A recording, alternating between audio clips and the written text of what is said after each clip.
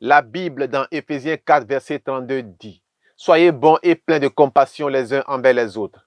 Pardonnez-vous réciproquement comme Dieu nous a pardonné en Christ.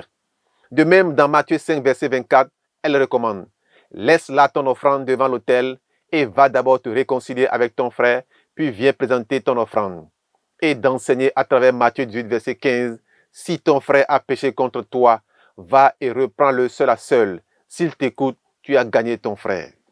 Le jour se serait levé, que la nuit vous aurait rattrapé et vous n'auriez pas fini de lire et de rencontrer dans la Bible, le livre saint des chrétiens, toutes les belles paroles de réconciliation laissées par les prophètes et le Christ lui-même.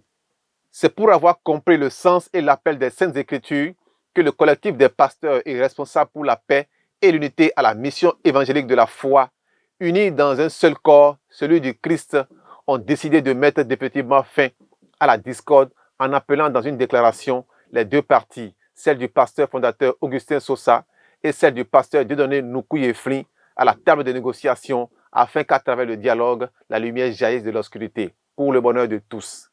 Aujourd'hui, 10 août 2022, nous, collectif des pasteurs et responsables pour la paix et l'unité à la mission évangélique de la foi, CPR-PU-MEF, déclarons aux responsables, aux dirigeants actuels de la mission évangélique de la foi et à tous les fidèles de cette mission en général ce qui suit.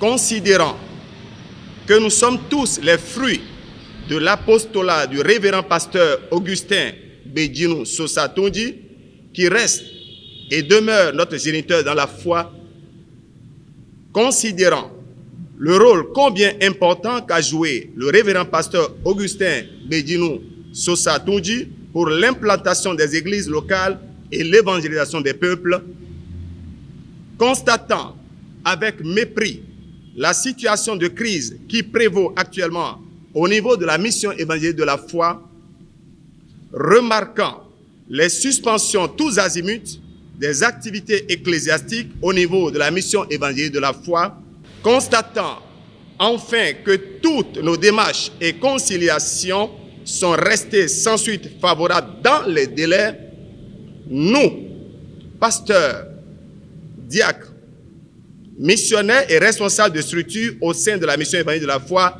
rassemblés ce jour, mercredi 10 août 2022, demandons humblement au pasteur Dieudonné Nukuye-Flin et ses proches collaborateurs de prioriser la voie du dialogue qui reste la seule voie de résolution de crise.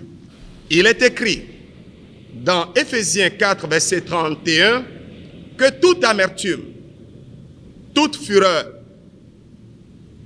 toute colère, tout éclat de voix, toute calomnie et toute forme de méchanceté disparaissent du milieu de vous.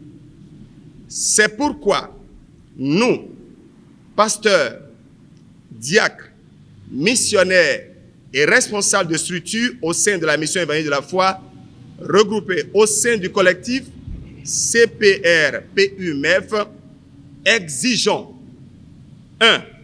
L'arrêt immédiat à compter de ce jour de tous agissements tendant à entretenir la crise au sein de la mission. 2.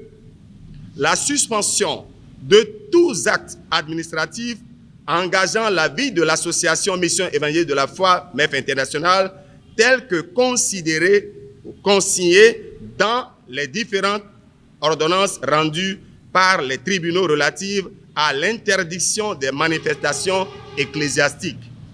3. La tenue d'une assemblée générale de l'association en vue d'ouvrir la voie pour une sortie définitive de l'impasse.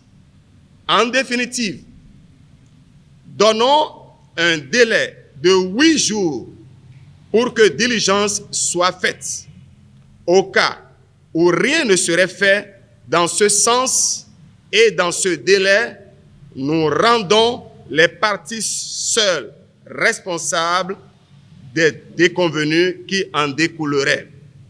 Que Dieu abonde nos cœurs et comble nos attentes. fait à Cotonou le 10 août 2022. Le collectif.